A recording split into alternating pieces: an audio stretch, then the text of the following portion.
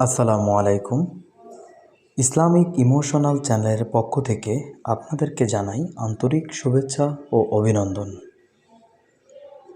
আজকে আমরা জানব সূরা ইয়াসিনের ফজিলত সম্পর্কে।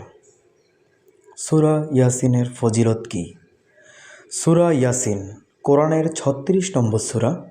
এটি মক্কায় নাজিল হয়েছে এবং আয়াত সংখ্যা ৮৩। হাদিসে এই সূরার অনেক ফজিলত বর্ণিত হয়েছে। ১. কোরআনের হৃদয়।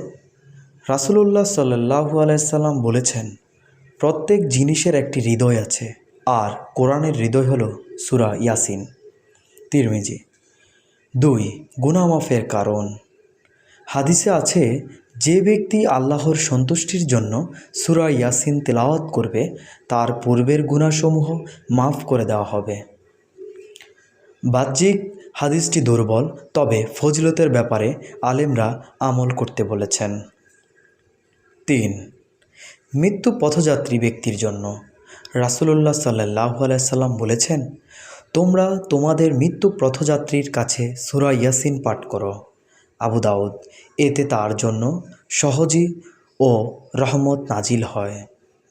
৪. কিয়ামতের দিন সুপারিশ। কিছু বর্ণনা এসেছে সূরা ইয়াসিন কিয়ামতের দিন তিলাওয়াতকারীর জন্য সুপারিশ করবে। ৫. বিপদ আপদ থেকে রক্ষা।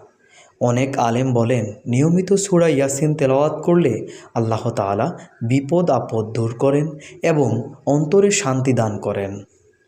কখন পড়া উত্তম? ফজরের পরে, রাতে ঘুমানোর আগে, অসুস্থ বা মৃত্যু পথযাত্রী ব্যক্তির কাছে।